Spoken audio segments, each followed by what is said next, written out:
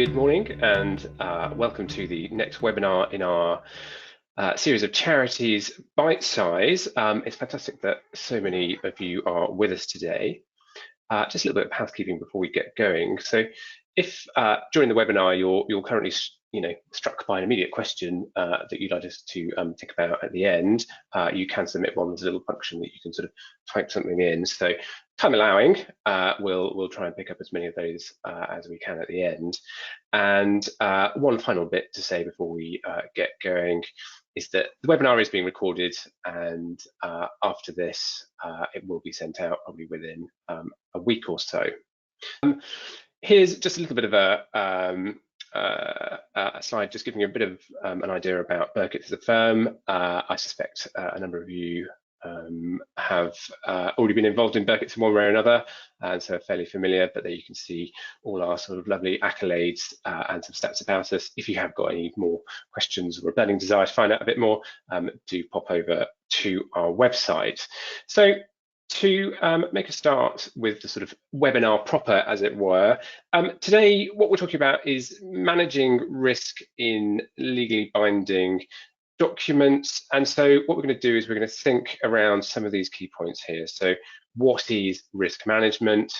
What is risk and why is it important to charities?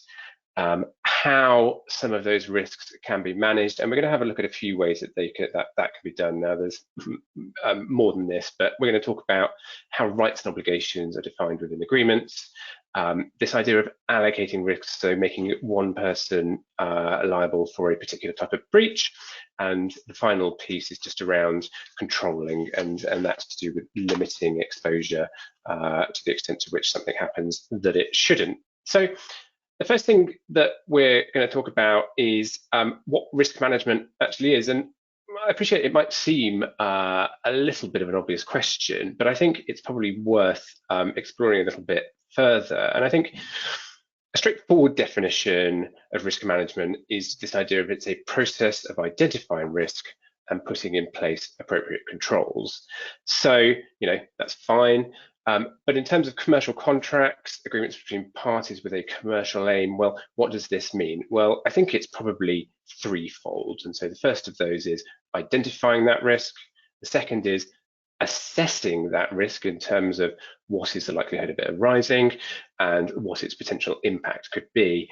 And then the final piece of the jigsaw puzzle, the management piece, is that mitigation. It's what can we do in order to lessen the effect of that risk that we've identified.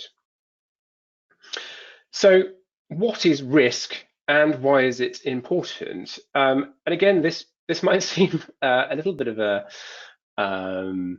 odd question, a little bit of an obvious question, perhaps, but I think again it's worth us thinking about in order to sort of focus the rest of our conversation today. So one definition of risk could be a situation involving exposure to danger. Again, fine, doesn't really help us a huge amount in terms of contracts. But if we look in terms of contractual arrangements, well, what does it mean? It means what is the likelihood that this agreement, what we are entering into here, is likely to give rise to some form of damage, some sort of loss, some sort of liability, or otherwise have some sort of harmful effect. And that's really what we're concentrating on here. So contractual risk, how does that manifest itself? Well, I think there are lots of ways it can manifest itself, but from a sort of very broad view, I think you've got your economic damage. So that is the likelihood that there is some sort of event, some sort of situation, something happens that means you end up losing money in one way or another, whether you've got to pay that money to someone or you have to incur additional costs. It could be regulatory, so this is where some sort of regulatory body gets involved and slaps the fine on you. Good example, data protection. And then the final piece is reputational. Hopefully that's fairly obvious, but there have been some really high-profile situations to think about Oxfam in the not too distant future, where actually bad management, probably some of which actually stems from contractual arrangements, really did cause them a huge amount of reputational damage. And I suppose the question that we've got to think about here is, well, why is risk and why is the management of risk so important for charities? Well, A number of you are likely to be charity trustees. To the extent to which you're not, you're likely to be reporting into charity trustees. And ultimately, as someone who is working with the charity sector, there is always going to be the trustees above you making decisions. And trustees are subject to a number of key duties. And I think probably the one most relevant to management of contractual risk is the one that says something along the lines of, a charity trustee is obliged, they have a duty to act in the best interests of the charity and its beneficiaries. And this includes trustees making sure that they take appropriate action to safeguard and protect charities' assets, charities' goodwill, and charities' reputation. And you can easily see how actually a commercial contract that goes south could put a trustee in hot water from that perspective. So if we talk about risk and the management of it, we need to start with identifying it. And it's not always easy when you're faced with a contract to sort of identify what the potential risks could be. But I would, really encourage you, before you even start reading the contract, just to think, to go, right, what is it that we are trying to achieve here? Where could it go wrong? How can I, before I've even started looking at the nuts and bolts of all of this, where are those big risk pieces? And then I think you probably want to start thinking, break that down into a bit more of a granular level. So the first thing I'd want to know is, well, what is each party doing? Are we clear about what it is that I'm supposed to be doing and what it is that the counterparty is supposed to be doing? And then the question is, does the contract properly set that out? And this is really important, because to the extent to which it doesn't, especially if you are, someone's delivering services into you, someone's delivering goods into you, you're involved in some sort of collaboration where you are relying on another party doing something. Well, if you've not got a clear specification, to the extent to which they do not perform as you expect, well, absent that clear specification, you've got no yardstick against which you can measure performance, and actually your ability to be able to bring some kind of claim or recover losses because they've not done what you thought they were going to do is going to be very much stymied. The next thing, worst case scenario, if the agreement fell on its face, if there was a big problem, what would that worst case scenario be? Are the stakes high? And that's a bit of a vague one, but just think, if it all just went completely wrong, where would that leave me? Where would that leave my charity? The third thing to think about is liability for breach. So to the extent to which you breach the contract, well, what could your potential liability be? How much could you owe the other party? What damage could you cause the other party? And to the extent to which you were subject to some sort of claim, well, what could that do to your charity? Could that be fundamental to its operation? Could that really put your assets at risk?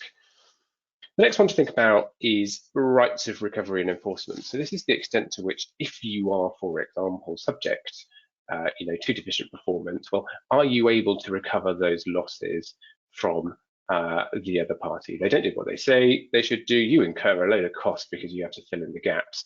Are you actually able to recover that from them? The next one we want to think about is specific regulatory compliance. So is there something in that contract which is regulated? So that could be fundraising, so according to the fundraising regulations, it could be to do with data protection, it could be to do with safeguarding vulnerable groups. Do you have appropriate processes in place in order to ensure compliance with that regulation? And to the extent to which the counterparty does something which puts you in breach of those regulations, well, are you able to recover those losses? Is it clear that to the extent to which the other party does that, they will be on the hook? And then the next one is just contract term and termination. And this one's quite a straightforward one, really, which is, are you signing up to something that you can't get out of? I would always make sure that, there is flexibility within contracts to allow for a change of circumstances. You do not know necessarily what's going to happen in the future, what the charity's needs are going to be, its ability to fulfill obligations to the extent to which you're doing that. So making sure that effectively you are able to get out if need be is a really good way of mitigating risk without a huge amount of effort. And then the final one is around reputational risk. So to the extent to which the person that you're working with does something terrible and that reflects badly on you, again, are there proper protections in place? Is that something that is likely to arise because of the situation in which you find yourself? So I just want to very quickly talk about written contracts, or in fact, maybe unwritten contracts. And this is something that I see really frequently within the charity sector, and that is parties who start working together, and it might be to do with some sort of collaboration. It might be, in terms of delivering projects under, grant funding, something like that. They all start working together, and they say, right, we'll get going. We'll sort the contracts out as we go along. That is a really bad idea. And the problem about this is, to the extent to which the arrangement, the relationship breaks down before that contract is put in place, and believe you me, it happens, well, there is then a question about, well, what are the remedies? How does that break down? How is that breakdown managed? And the particular risk here is to the extent to which the matter becomes something that is litigated, that ends up in front of a judge. Well, where you don't have a contract, the judge effectively has discretion to make a determination according to how that judge perceives the particular commercial situation at the time. Effectively, you have absolutely no guarantee what that decision will be, and that could be damaging to your charity. And this is such an easy one to mitigate against. Just simply don't start working until you get that agreement in place. So we've talked about identifying risks, where risks can potentially manifest themselves. The next question is, well, how do we assess that? And I think assessment really is twofold. That's to do with, number one, what's the probability that it might arise? And the second is, well, what is the potential impact? Now, likelihood of risk is quite a difficult one to, in some ways, analyze. Now, previous experience will help you with this. And certainly if you are in regulated sectors doing things along those lines where there is a high level of scrutiny and there are lots of obligations that have to be fulfilled with, well, clearly someone getting something wrong in those contexts is likely to arise, or indeed more likely than perhaps more remote losses or risks. The next question is, well, what's the potential impact? That's a little bit easier because you could sort of determine to go, well, if the other party don't do this and then we don't fulfill our contractual obligations, we have to pay back our grant funding or whatever. So that I think is more straightforward. And one thing that I think is quite useful, and you've probably seen things like this, is this idea of a risk matrix, and actually spending a bit of time plotting, kind of going, right, we've established that these little risks are here and there. Let's plot them on a graph to establish which ones are those really important ones, because those are the ones that you need to be concentrating on in order to make sure that those are properly managed. Frankly, your low risk ones, you probably don't need to worry too much about, and that can very much help in terms of negotiating contracts, not getting stuck on stuff that really isn't going to be important. So I just want to very quickly give you a little anecdote around about pre-contractual agreements. And this was a client of mine who came to me and said, we want to engage this company to put an event on for us. It was a fundraising event. It was going to involve an awful lot of people. There was a lot of logistics. There was a huge amount that needed to be doing. And they said, well, we are a charity. We do not have capacity to do this. So we are going to engage someone else effectively to do it for us. We're just going to pay them a load of fees. They will go and arrange it. And so effectively, they started the contract negotiation. The other side provided their standard form contract, and as negotiations progressed, it became apparent that actually the supplier wasn't going to do what the charity thought it was going to do at all. Effectively, they were going to occupy this kind of consultancy position where they would say, okay, well, we've had a look at this event. These are the people that you need to contract with and that you need to arrange. And the charity said, hang on a minute, this isn't what we want to do at all. We wanted you to do this for us. That's the whole point why we're engaging you. So thanks ever so much. Sorry about the misunderstanding, but let's just call it quits at this stage. Now, unbeknownst to me, and unbeknownst to the particular person who was instructing me, someone else in the charity had actually entered into a memorandum of understanding.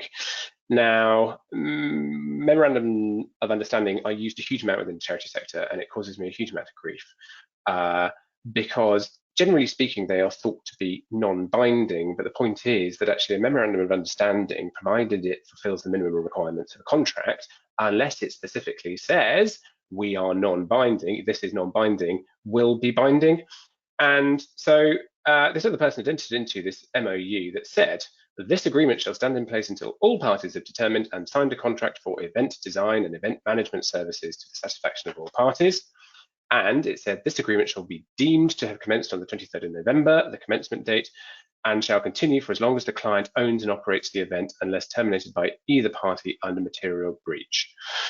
And basically, when the charity turned around and said, actually, we want to pull the plug on this, let's not work together, well, the supplier said, hang on a minute, actually, you've signed this MOU, and the charity said, no, but that's non-binding. Well, actually, it was found to be binding, and the charity, effectively, because they pulled the plug, were in breach, ended up, actually, they settled, but effectively were subject to a claim for effectively, I think it was something like 3 years worth of fees that the supplier would have received had they gone on with it. So we're talking thousands and thousands of pounds here. And this is a risk that can absolutely be avoided. So if you see an MOU, just be really, really careful, because so many of them are signed and people sign them because they think, oh, it's a bit like a heads of terms, it's non-binding. They are not necessarily, and they can really get you into hot water. So just be careful of those. So in terms of sort of managing risk, the final piece, so we've talked about assessing, we've talked about identifying, the final piece is about managing that. And so there's a couple of ways you can do that. So the first thing is around rights and obligations, and this is pretty straightforward really, and there's nothing legal about this. It's basically making sure that your agreement is absolutely clear, and I sort of touched on this already, about what it is that each party is doing. So, you know, making sure that these commercial terms are really, really clear benefits both parties. So whoever is actually performing, who is delivering into it, well, they know exactly what is expected of them. They will make sure they have the resources in place, which means that ultimately the liability, the likelihood that they will be in breach is reduced. And then for the person receiving those services, well, they know exactly what it is that they're supposed to be receiving. And then to the extent to which that performance is defective, they then have that yardstick against which they can measure performance and ultimately seek some sort of remedy. And, you know, there are values to this as well, in the sense that actually the whole process of agreeing commercial terms is a really valuable process in and of itself, because that flushes out issues before you actually sign on the dotted line, and will ultimately mean that the relationship, once the contract is entered into, is much better than it otherwise would be if people are working perhaps on sort of false assumptions. So I appreciate that we're sort of eating into question time a little bit. So I'll just sort of rattle through these final few bits and pieces to think about. We need to talk about sort of allocating and controlling risk. So if, for example, you've identified a particular risk, say, for example, data protection is a really good example here. You are providing personal data about individuals to the other party. Now, clearly, there is a risk in doing that, and that is that the party to who you give this personal data, they do something with it which they shouldn't do, and that can actually lead to you yourself being directly liable to the regulator. So the question is, well, can you mitigate that? Can you maybe, for example, transfer that risk onto the other party? And the two key things to think about here are indemnities and limitations of liability. So indemnities, effectively, what it means is it is just a promise to pay. So if I indemnify you, I promise to pay you a loss that is suffered because of a certain event happening. Now, they are really, really powerful tools, and you need to be really, really careful with indemnities, because whilst they can help you, so to go back to our data protection example, if you are giving data to a counterparty because they're going to do something with that, and they indemnify you against the losses you suffer because they do something with it that they shouldn't, great, you're covered. But actually, if you are giving indemnities, well, that can represent a really big risk for you, and you need to be aware of that. And to the extent to which a charity absolutely, really you shouldn't be giving indemnities at all, because they are, quite powerful. But really what you should be thinking about is, to the extent to which you have to, and the commercial deal requires it, well, you need to be looking at making that scope very narrow, so it's only in very particular circumstances that your obligation to pay arises. And then the final piece of sort of risk management here in terms of the actual contractual clauses, this is limitation of liability. And the number of charity contracts I see which do not expressly mention limits on liability is enormous. Effectively, what these clauses do is they sit there and they say, well, okay, this is what everyone's got to do. To the extent to which some sort of breach happens and there is a loss, well, actually, we are going to limit the effect of that. So they generally will say something like, to the extent to which party A brings a claim against party B, well, party B will only be liable up to a certain amount, and that will generally be, in line with insurance coverage. And actually, insurers get very stroppy if you start accepting liability above coverage because they won't cover it. And the second thing is that they will often contain within the restrictions in terms of what you can bring claims for. So they might say, well, you can't bring a claim for loss of profits, or you can't bring a claim for anticipated savings. And these are really, really good at being able to manage your exposure to risk under this contract. Absent any kind of clause that covers this, well, your liability will be completely unlimited, and that is seriously bad news for a charity, because to the extent to which something does go wrong, well, it has absolutely no idea how much it's going to put its hand in its pocket for, and it could well be that the amount it does have to pay is prejudicial to its assets, to its beneficiaries, and then all of a sudden you find the Charity Commission come looking for you. So we're just going to end today just with a very quick run through some sort of practical tips to think about in terms of things you might want to do within your organisation to try and help with this sort of general management piece. The first one is to think about having in place standard formal contracts. So are there certain types of agreements that you are constantly or very frequently entering into?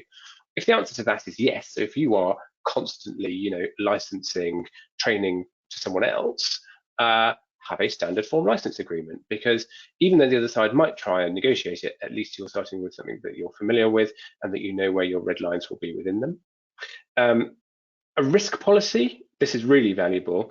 Be really clear about the risks that a charity will or won't accept, and make sure that only those people who are properly authorised to negotiate contracts, and to the extent to which there are limits of authorisation, make sure that those are absolutely clear. Due diligence is a really important one. Do some research into your counterparties, especially where you are dealing with maybe commercial suppliers. Make sure that they are of good repute. Have a look on Companies House. It's free. Have a look at their last set of accounts. Do they have money? To the extent to which they did something which caused you a loss, do they actually have the financial wherewithal to be able to meet any claim you might bring against them? And the final one to talk about here is just about being proactive and not reactive. And this is just, thinking about what are the risks, let's try and get ahead of them, let's try and manage them, rather than them coming up and having to be reactive and having to incur lots of time and cost at that point where really it could have been avoided. So I've eaten a little bit into the question time, but there we are. It's a bit of a whistle-stop tour. So if I just move this on, so let's have a look. Do remember that you can add questions in as you go along. So if I just find my question panel, okay, so we've got a couple in here. So this one's quite a good one. I've come across this before. So someone has put in here, they said, I often come across agreements that are called SLAs or collaboration agreements. Is there anything in this agreement which makes them different from ordinary contracts? Now, this is an interesting one, because basic answer is no. A commercial contract is a commercial contract, is an agreement between two parties to do something in exchange for something else. However, I think people sometimes use these phrases in a way where they're not necessarily meant to be used. A service level agreement is not just a general contract.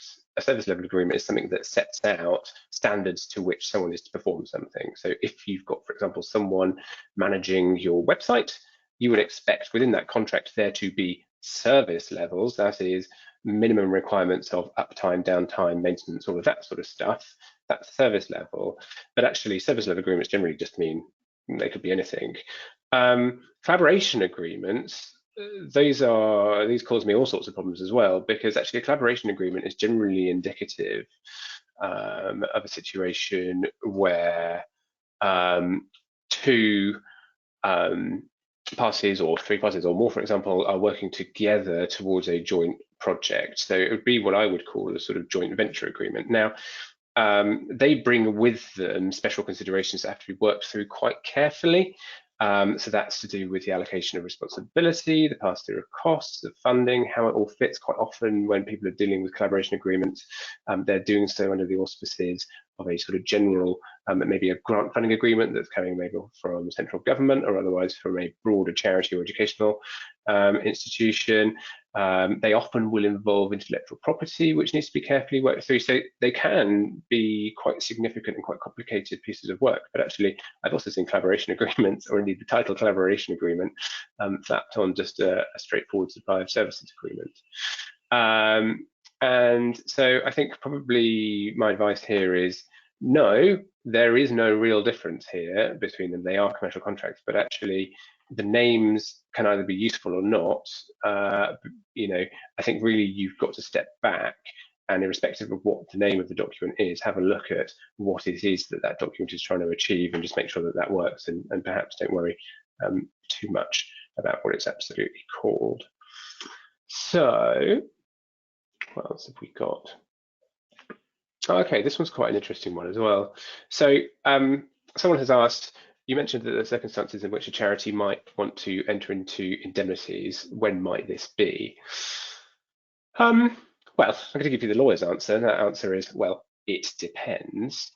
And I think it will very much vary according to the particular deal that you are doing, but there will be certain things, there will be commercial imperatives to enter into indemnities in respect of certain types of risk. And the really good example I've already given this is to do with data protection. You'll really commonly see, so if you're a charity and you're receiving personal data, that's information which either on its own or in conjunction of other information could be used to identify an individual, therefore is caught under the auspices of the Data Protection Act.